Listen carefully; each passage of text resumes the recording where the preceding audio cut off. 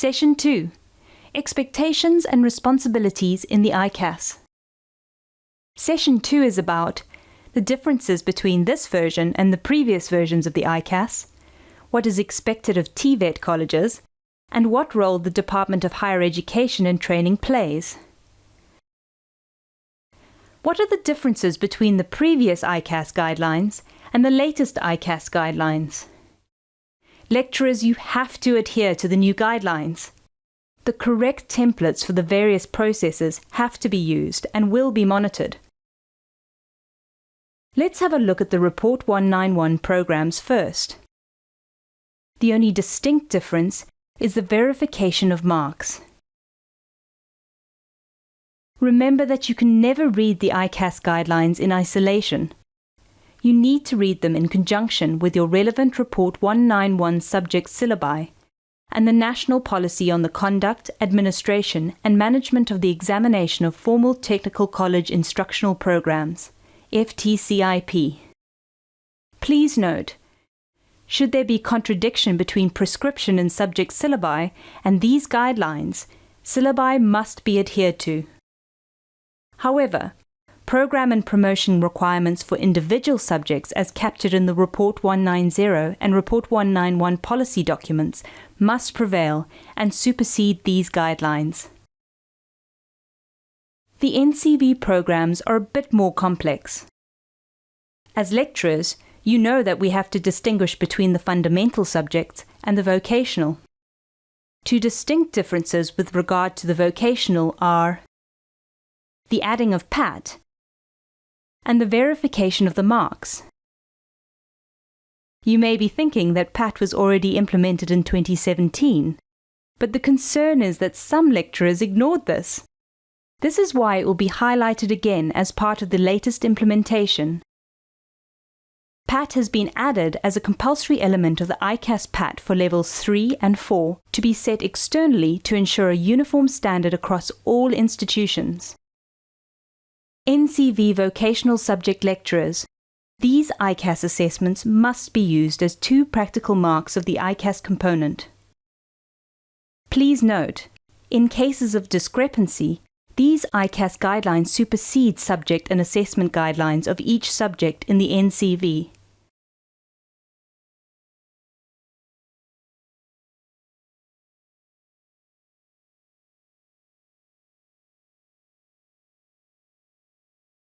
Please pause the video now.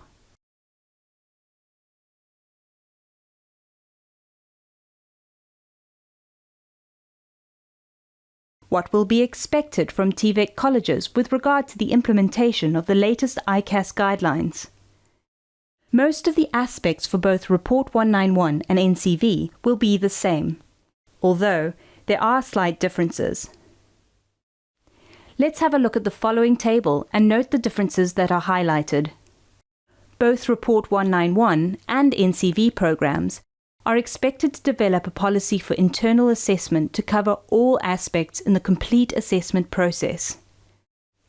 Report 191 programs use the National Policy on the Conduct, Administration and Management of the Examination of Formal Technical College Instructional Programs, while Ncv programs use the National Policy on the Conduct, Administration and Management of the Assessment of the Ncv.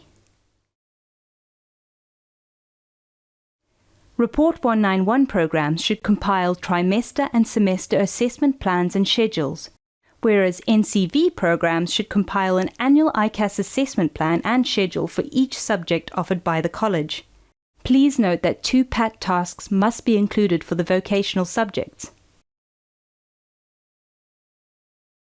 Both Report 191 and Ncv programs are to design and moderate suitable assessment tasks and tools.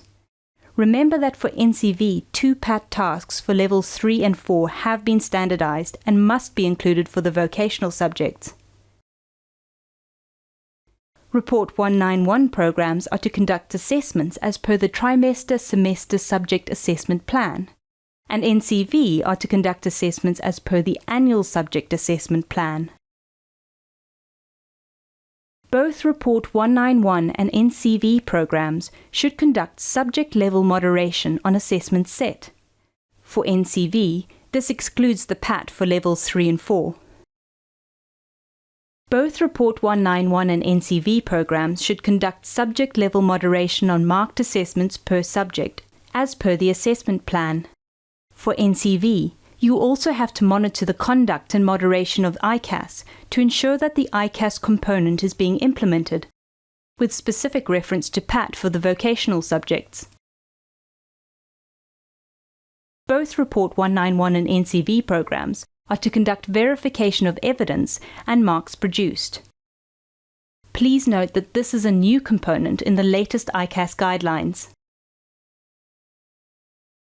Lastly, both Report 191 and Ncv programs should account for the implementation of the above to the Academic Board and the Department of Higher Education and Training. Indeed a mouthful. It's not new. You are familiar with most of these aspects. The challenge is the implementation.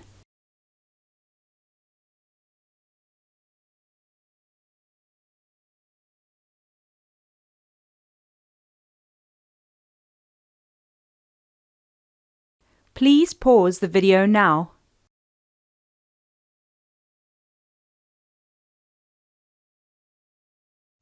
Ask yourself, do I set assessments that adhere to set standards? Am I fair, consistent, and accurate in the marking of assessments? Do I, as moderator, do proper pre- and post-moderation? Do I capture my marks correctly and verify that they are correct?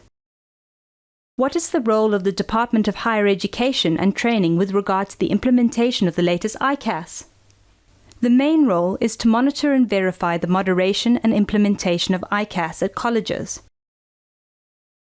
How will this be done? By visiting colleges and by the verification or analyses of monitoring and moderation reports to identify areas of concern.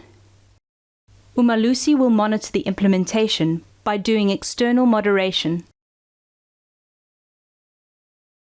Kindly note that the Academic Board is responsible for ensuring quality assurance of all ICASS processes before DHET Umalusi external monitoring.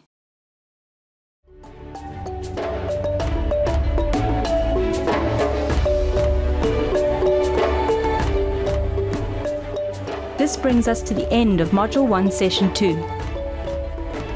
We have looked at the differences between the previous ICASS guidelines and the latest ICASS guidelines, what is expected of TVET colleges, and the role of the Department of Higher Education and Training.